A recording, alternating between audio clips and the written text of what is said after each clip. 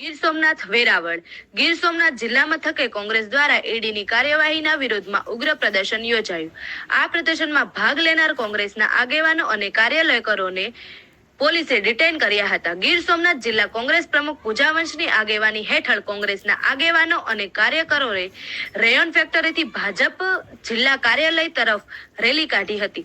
Rally દરમિયાન 80 foot road પર આશરે 500 મીટર સુધી ઉગ્ર સૂત્રોચ્ચાર કરવામાં આવ્યા હતા। ભાજપ કાર્યાલય પહોંચીને કોંગ્રેસ સત્યમેવ જયતેના નારા સાથે લોકશાહી, સત્ય અને ન્યાયના સમર્થનમાં અવાજ ઉઠાવ્યો હતો। કોંગ્રેસે આરોપ લગાવ્યો હતો કે સોનિયા ગાંધી અને રાહુલ ગાંધી સામે યંગ ઇન્ડિયા કેસમાં ઈડી દ્વારા રાજકીય બદઇરાદાની કાર્યવાહી કરવામાં આવી રહી હતી। કોંગ્રેસ નેતાઓએ જણાવ્યું હતું કે માનનીય અદાલતે આ મામલામાં સ્પષ્ટ અવલોકન કર્યું છે કે કોઈ કેસ બનતો નથી અને આ વિષય ઈડીના કાર્યક્ષેત્રમાં આવતો નથી। તેમ છતાં કેન્દ્ર સરકાર વિરોધ પક્ષના નેતાઓ સામે સરકારી એજન્સીઓને દુરુપયોગ કરી રહી હોવાનો આક્ષેપ કરવામાં આવ્યો હતો। વિરોધ પ્રદર્શનમાં પગલે વેરાવળના 80 ફૂટ રોડ પર આવેલા જિલ્લા ભાજપ કાર્યાલય ખાતે ચુસ્ત પોલીસ બંદોબસ્ત ગોઠવી દેવામાં આવ્યો હતો। કોંગ્રેસના આગેવાનો અને કાર્યકરો ભાજપ કાર્યાલય પહોંચી સૂત્રોચ્ચાર કર્યા બાદ પોલીસે તેમને ડિટેઇન કરી પોલીસને સ્ટેશન લઈ ગયા હતા। પ્રદર્શન દરમિયાન સ્થાનિક પોલીસ શરૂઆતમાં પરિસ્થિતિ પર નજર રાખતી જોવા મળી હતી। વિરોધ પ્રદર્શન પૂર્ણ થયા બાદ પોલીસે કાર્યવાહી દર્શાવતા કોંગ્રેસના આગેવાનો અને કાર્યકરોએ ડિટેઇન કર્યા હતા।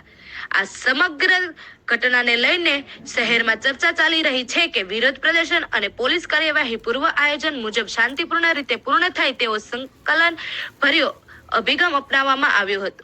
Bureau report, Mahadev the Times News, Gir Somnath.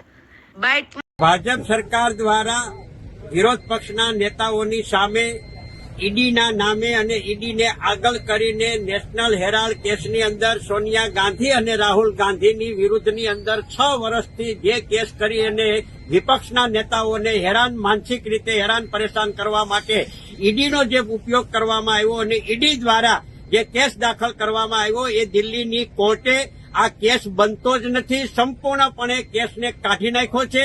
એટલે સાબિત થઈ ગયું છે કે ન્યાયપાલિકાની અંદર આ કેસ બનતો ન હોવા છતાં સોનિયા ગાંધી અને રાહુલ ગાંધી અને વિરોધ પક્ષના નેતાઓને ટાર્ગેટ કરીને જે હેરાન પરેશાન કરવા માટે જે કરવામાં આવ્યું છે અને જે ન્યાયપાલિકાએ જે જજમેન્ટ આપ્યું છે એ જજમેન્ટમાં સત્યનો વિજય થયો છે અને સત્યનો વિજય થયો ત્યારે આજે ગીર સોમનાથ જિલ્લા કોંગ્રેસ પરિવાર દ્વારા ભાજપના કાર્યાલય સામે સત્યમેવ જયના નારા સાથે પદયાત્રા કરીને એનું વિરોધ પ્રદર્શન કરવામાં